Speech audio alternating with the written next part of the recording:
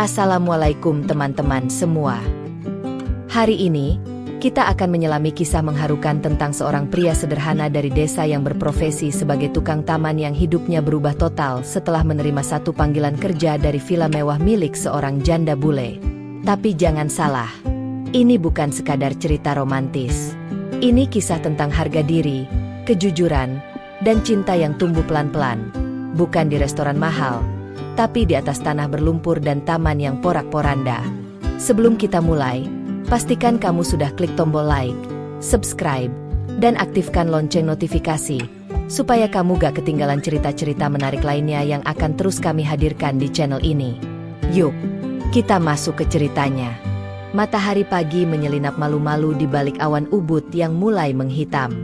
Embun masih menggantung di ujung daun keladi saat Gilang, dengan topi lusuh dan sepatu karet penuh lumpur, mendorong gerobak peralatan taman menuju gang sempit di ujung perumahan Villa Tirta Senja. Suara roda gerobaknya berdecit, menyatu dengan cicit burung dan gumaman doa pagi dari pura terdekat. Gilang sudah biasa menangani taman-taman mewah milik ekspatriat yang pindah ke Bali demi ketenangan spiritual atau udara segar tropis, begitulah katanya. Tapi pagi itu, ada sesuatu yang terasa berbeda. Bukan dari cuaca, tapi dari nada suara pemilik villa baru yang menelepon semalam. Aku dengar taman belakangnya rusak total karena badai minggu lalu. Bisa kamu datang jam 9 besok? Suara wanita itu pelan tapi jelas. Logatnya seperti campuran Inggris dan Indonesia yang dipelajari lewat buku anak-anak. Gilang mengangguk meski sedang sendirian. Tentu, Bu. Saya datang besok pagi. Sekarang, ia berdiri di depan gerbang besi hitam berukir. Plakat kecil bertuliskan, Marissa Hamilton, tergantung di samping lonceng. Ia menekan bel. Sekali, dua kali. Lalu terdengar derit pintu kayu berat yang terbuka perlahan. Seorang wanita berambut perak keemasan keluar. Kulitnya pucat, tapi matanya cerah, seperti danau beku yang menyimpan kehangatan dalam. Ia mengenakan kemeja linen putih dan celana longgar, tapi tetap terlihat elegan. Usianya mungkin sekitar 45, tapi caranya berdiri membuat waktu tampak tak berani menyentuhnya. "Kamu Gilang?" tanyanya, dengan senyum ramah dan sorot mata yang tampak jujur. Gilang sedikit gugup, tapi berusaha tetap tenang. "Iya, Bu. Saya tukang taman yang Bapak Made rekomendasikan." "Masuk." "Ya, taman belakang, hancur total." Saya sedih lihatnya. Mereka berjalan melewati ruang tamu yang wangi kayu cendana. Tirai melambai pelan tertiup angin. Taman belakang tampak dari balik jendela kaca besar. Rumput menguning, pot keramik pecah, dan tanaman hias tercabut acak-acakan, seperti habis bertengkar dengan angin. Gilang mengangguk pelan. "Tenang, Bu. Saya akan bantu perbaiki satu persatu. Tapi butuh waktu. Ini, rusaknya bukan main." Marissa mengangguk. "Saya suka tanaman. Waktu di Kanada, saya punya kebun kecil. Di sini, saya ingin mulai lagi." Gilang tersenyum. "Tanaman bisa jadi teman, Bu. Apalagi kalau lagi sepi." Marissa tertawa kecil. "Kamu mengerti, ya?" Sambil menyingsingkan lengan bajunya, Gilang mulai bekerja. Ia mencabuti rumput mati, mengganti tanah, dan menyiram area yang kering. Marissa sesekali duduk di tangga teras, memandangi pekerjaannya dengan wajah tenang. Tapi di balik tatapan itu, Gilang merasakan sesuatu. Bukan sekadar rasa puas melihat taman kembali hijau, tapi sesuatu yang lebih manusiawi. Seperti seseorang yang sedang mencoba menyambung hidup dari awal lagi. Setelah 2 jam, Gilang berhenti sejenak, mengusap peluh di keningnya. Marissa menyodorkan botol air dan sepiring kecil pisang goreng yang tampak hangus. "Saya coba bikin tadi pagi, gorengan pertama saya," katanya dengan wajah malu-malu. Gilang tertawa. "Yang penting niatnya, Bu. Bentuknya boleh beda, tapi rasanya penuh perjuangan." Mereka tertawa bersama. Hujan mulai turun tipis. Di tengah derasnya air dan aroma tanah basah, Ada keheningan yang tidak canggung. Seperti dua orang asing yang secara ajaib merasa saling dikenali. Dan di hari itulah, untuk pertama kalinya dalam hidupnya yang penuh kerja keras dan keheningan malam kontrakan, Gilang merasa rumah itu tidak hanya tentang atap. Kadang, rumah bisa muncul dalam bentuk seseorang yang melihatmu, bukan sebagai tukang taman, tapi sebagai jiwa yang utuh. Langit sore ubud berubah jingga kemerahan. Bayangan pepohonan palem menari-nari di dinding rumah batu milik Marissa. Di taman belakang, Gilang masih jongkok. Tangannya belepotan lumpur sambil menyusun ulang jalur kerikil yang tergerus hujan. Kalau begini, air nggak akan lagi tergenang di dekat pohon Kamboja, Bu, katanya sambil berdiri dan meregangkan punggung. Air bakal langsung ngalir ke sisi luar, biar akar nggak busuk. Marissa berdiri tak jauh dari situ, membawa 2 cangkir teh dalam nampan kayu kecil. Ia mengenakan gaun terusan warna hijau zaitun, rambutnya diikat longgar. Wajahnya tampak segar, walau lelah. Ia menaruh nampan di meja taman, lalu berkata pelan, "Kamu sabar ya. Detail. Saya suka." Gilang tersenyum, menepuk tanah dari telapak tangannya. "Saya belajar dari ibu, Bu," katanya. "Kerja jangan asal jadi. Biar kecil, asal niat." Marissa duduk. Angin sore meniupkan aroma melati dari sudut taman. Ia menatap Gilang sejenak sebelum berkata, "Boleh saya tanya sesuatu pribadi?" Gilang duduk di seberang, sedikit kikuk. "Silakan, Bu." "Kamu sudah pernah jatuh cinta?" Pertanyaan itu menghentikan waktu sejenak. Gilang tak menyangka pertanyaan seintim itu muncul dari seseorang yang bahkan belum dikenalnya sebulan penuh. Tapi matanya jujur, bukan menggoda, bukan mengejek, hanya ingin tahu. Gilang tertawa pelan, menunduk. "Pernah, Bu, tapi udah lama. Waktu masih kerja di Surabaya. Dia pergi, karena saya nggak punya cukup uang buat ngelamar." Marissa menatapnya, angguk pelan. "Ditinggal karena kamu miskin?" "Ya, begitulah kira-kira. Tapi ya nggak apa-apa. Mungkin dia juga ingin hidup lebih nyaman. Saya nggak marah." Suara kodok bersahutan dari kolam kecil di pojok taman.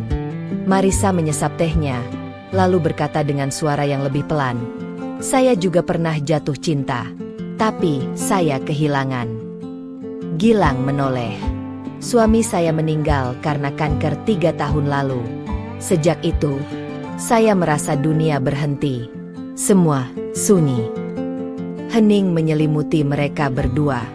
Bukan hening yang canggung, tapi yang dalam. Seperti dua orang yang kehilangan, saling mendengar tanpa saling menjelaskan terlalu banyak. Gilang berkata pelan, "Saya kira Bu Marissa orang yang kuat." "Tidak juga," jawab Marissa. "Saya cuma belajar hidup hari demi hari. Tapi sekarang, sejak kamu sering datang, rumah ini rasanya beda." Gilang menunduk. Hatinya bergetar. Ia ingin bilang bahwa dirinya juga merasa sama, bahwa kehadiran wanita itu seperti angin teduh yang meredakan panas di dadanya. Tapi lidahnya keluh. Tiba-tiba, dari arah luar, terdengar suara mobil berhenti dan pintu pagar dibuka. Seorang pria berkacamata hitam dan kemeja rapih masuk. Wajahnya tampak mencurigakan. Sorot matanya tajam menilai. Ia mendekat, lalu berkata dingin pada Marissa, "Oh, kamu di sini. Aku pikir kamu sedang istirahat." Marissa berdiri cepat. "James, ini Gilang. Dia tukang taman. Bantu aku rawat halaman belakang." James menatap Gilang dari kepala hingga kaki, lalu berkata dengan nada merendahkan, "Kamu dibayar per jam, ya?" Gilang tersenyum tipis. "Saya dibayar untuk merawat tanaman, Pak, biar tetap hidup." Tanpa menunggu balasan, Gilang pamit. Tapi sebelum masuk ke gerobaknya, ia menoleh sebentar pada Marissa. Wajahnya cemas. Ia tak tahu siapa pria itu, tapi getaran tak enak terasa di dadanya. Dan malam itu, untuk pertama kalinya, Gilang tidak bisa tidur. Bukan karena nyamuk, tapi karena rasa yang mulai tumbuh, dan rasa takut kehilangan sebelum sempat menggenggam. Hari-hari berikutnya terasa aneh bagi Gilang. Biasanya, ia akan menerima pesan singkat dari Marissa 2 atau 3 kali seminggu. Permintaan kecil seperti membenahi tanaman rambat atau menyiram pot yang baru dipindah. Tapi kali ini, sejak pria berkacamata hitam bernama James itu datang, ponselnya sunyi. Tak ada bunyi notifikasi. Tak ada sapaan ramah bercampur logat asing. Hanya detik jam dinding kontrakan yang bergulir pelan. Dan suara kipas angin berdecit di langit-langit. Dia udah lupa sama elu, Lang. Celetuk Anton, teman kosnya, sambil menyeruput kopi sachet. Namanya juga bule. Kadang hangat, kadang kabur gitu aja. Gilang diam saja. Tapi pikirannya ribut. Ia mencoba mengalihkan diri dengan mengambil pekerjaan taman di villa-villa lain. Tapi rasanya hambar. Tawa Marissa, tatapan matanya, bahkan cara dia menyodorkan teh dengan tangan gemetar karena takut cangkirnya jatuh, semuanya terpatri. Sampai akhirnya, 5 hari setelah keheningan itu, ponselnya bergetar. Marissa, kalau kamu ada waktu, boleh datang sore ini? Ada yang ingin saya bicarakan. Gilang tak membalas. Ia hanya langsung berdiri, mengganti celana kerja, dan menyemprotkan parfum yang biasanya hanya ia pakai saat lebaran. Tangannya sedikit gemetar saat menghidupkan motor bebeknya. Sore itu, langit balik kelabu. Angin membawa aroma tanah basah dan sedikit rasa ragu. Marissa menyambutnya di pintu seperti biasa, tapi senyumnya lebih kecil. Matanya lelah. Terima kasih sudah datang, katanya, mengajaknya duduk di teras belakang. Saya bingung beberapa hari ini. Gilang hanya mengangguk. Diamnya seperti tanah, siap menampung, tak menghakimi. James, Marissa mulai. Dia sepupu suami saya. Dia datang dari Kanada. Katanya, saya harus lebih hati-hati memilih teman di sini. Gilang menatap ke arah kolam kecil. Seekor katak lompat masuk air, membuat riak. Ia tahu kemana arah pembicaraan ini. Dia pikir saya terlalu dekat dengan kamu, bahwa kamu hanya ingin memanfaatkan saya. Gilang mengangkat wajahnya. Ibu percaya itu? Marissa menatapnya lekat. Tidak, tapi saya juga takut. Takut kalau saya salah. Saya sudah kehilangan suami, dan sekarang saya mulai merasakan sesuatu lagi, tapi saya tak tahu apakah saya boleh. Angin sore berhembus lebih dingin. Gilang duduk diam, lalu berkata pelan, saya memang tidak punya apa-apa, Bu. Bahkan motor saya mogok 2 hari lalu. Tapi yang saya rasakan tidak main-main. Marissa menatapnya. Ada air yang menggantung di pelupuk matanya, tapi tidak jatuh. Saya juga merasakan itu. Gilang. Hening. Lalu Marissa berdiri. Tapi saya butuh waktu. Saya ingin percaya pada apa yang saya rasakan. Tapi saya juga tak mau membuatmu jadi bahan omongan. Gilang tersenyum lemah. Kalau ibu butuh waktu, saya tunggu. Tapi bukan sebagai tukang taman. Saya tunggu sebagai orang yang ingin melindungi hati ibu. Perlahan, senyum Marissa kembali muncul. Kali ini, senyum yang getir tapi penuh kejujuran. Dan saat Gilang pamit sore itu, ia tahu mereka berada di titik antara. Bukan teman, bukan kekasih, tapi sesuatu sedang tumbuh. Diam-diam. Seperti akar yang menyusup tanah, tak terlihat, tapi kuat dan pasti. Sejak pertemuan terakhir itu, hari-hari Gilang kembali diisi pekerjaan seperti biasa. Ia menerima tawaran dari beberapa villa lain, bahkan mulai membantu mendesain taman untuk resor kecil milik kenalan lama. Tapi pikirannya tetap saja melayang ke satu tempat, taman belakang rumah Marissa. Setiap pagi, ia membuka pesan-pesan lama di ponselnya, membaca ulang, satu persatu, seperti membolak-balik kenangan yang belum sempat dikemas rapi. Sampai suatu siang, saat ia sedang menanam pohon bonsai di halaman pelanggan, Sebuah pesan singkat masuk. Marisa, apa kamu bisa datang sore ini? Aku buatkan makan malam. Gilang sempat diam. Ia menatap langit. Mendung.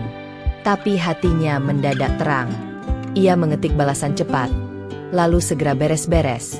Mengelap tangannya dari tanah yang masih basah. Malam turun perlahan di Ubud. Lampu-lampu kecil di sepanjang jalan desa menyala satu persatu. Seperti kunang-kunang yang tahu kapan harus bersinar. Gilang tiba di Villa Marisa tepat saat angin malam mulai menusuk. Pintu dibuka dengan senyum yang lembut tapi penuh keraguan. "Kamu datang," kata Marisa, seolah masih tak yakin dirinya sendiri menekan tombol kirim siang tadi. "Janji makan malam, kan?" Gilang menimpali dengan senyum kecil, mencoba menyembunyikan jantungnya yang berdegup lebih kencang dari biasanya. Di dalam, meja makan telah ditata sederhana. 2 piring, 2 sendok garpu perak, dan lilin kecil di tengah-tengah. Wangi masakan asing, mungkin semur daging ala Kanada, menyelinap di udara. Marisa terlihat gugup. Tangannya sesekali merapikan rambut yang sebenarnya tak berantakan. "Aku belum pernah masak ini buat orang lain sejak suamiku meninggal," katanya lirih. "Jadi, jangan nilai terlalu keras ya." Gilang duduk, mengangguk pelan. "Saya janji akan makan, bahkan kalau rasanya kayak kerikil." Marisa tertawa kecil. Tawa yang belum terdengar selama berhari-hari. "Kalau rasanya kayak kerikil, kamu boleh tinggal di sini dan bantu masak besoknya." Mereka makan perlahan. Obrolan mengalir ringan. Tentang masa kecil Marisa di Quebec. Tentang musim salju dan pohon maple. Tentang masa kecil Gilang yang penuh debu dan hujan di kebun ayahnya. Namun di sela tawa dan cerita itu, bayang-bayang James masih menggantung. Dan akhirnya, Marisa pun membahasnya. "James sudah pulang tadi pagi," katanya. Suaranya menurun, tapi dia meninggalkan pesan.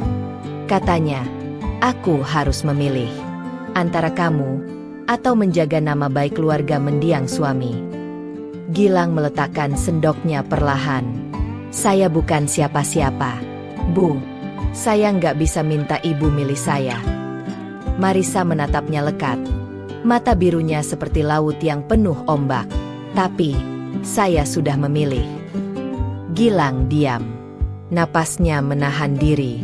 "Saya ingin tetap dekat dengan kamu, Gilang. Walaupun saya harus kehilangan beberapa teman lama. Bahkan kalau keluarga saya di Kanada tak setuju." Ia mengambil napas. "Saya tahu ini rumit. Tapi kamu membuat saya hidup lagi." Gilang menggenggam cangkir tehnya erat-erat.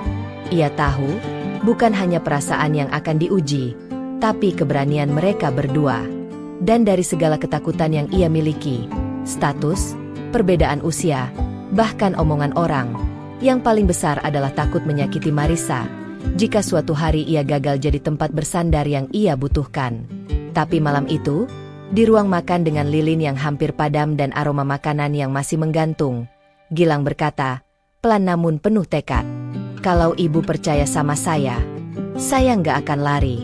Saya akan jaga ibu.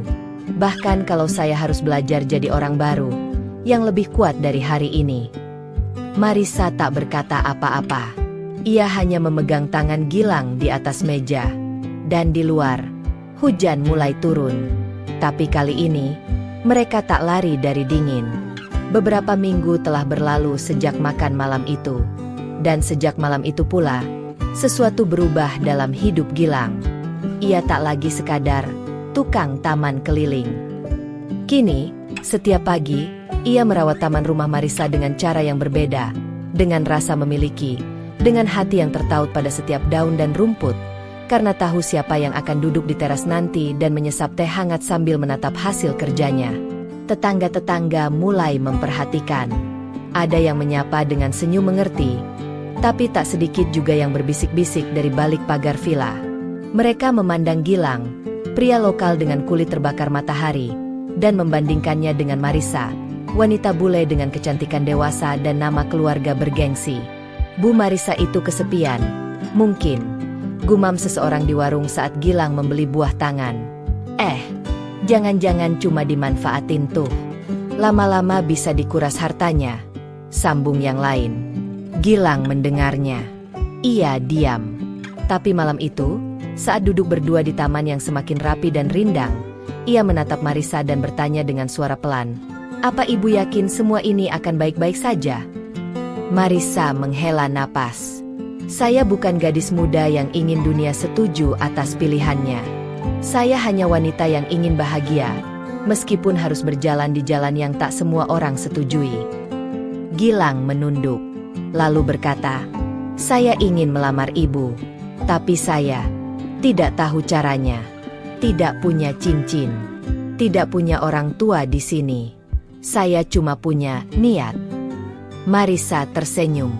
Cinta yang jujur tidak butuh banyak protokol.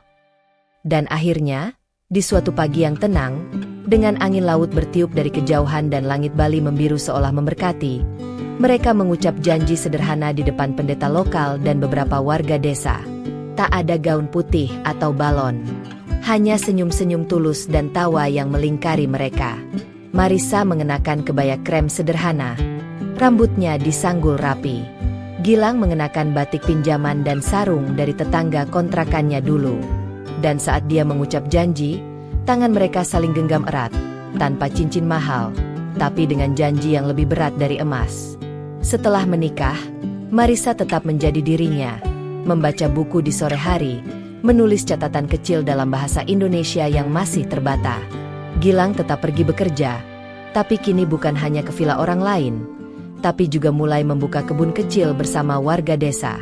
Mereka hidup tenang, kadang disapa ramah, kadang dijudesi, tapi mereka sudah terbiasa. Yang penting, hati mereka tumbuh. Seperti taman yang mereka rawat bersama, tidak sempurna, tapi hidup. Kadang ada daun yang rontok, kadang hujan terlalu deras. Tapi akar cinta itu kini tertanam kuat di tanah bernama kejujuran. Dan di malam-malam tertentu, Gilang duduk di samping Marissa di teras belakang, memandang langit berbintang.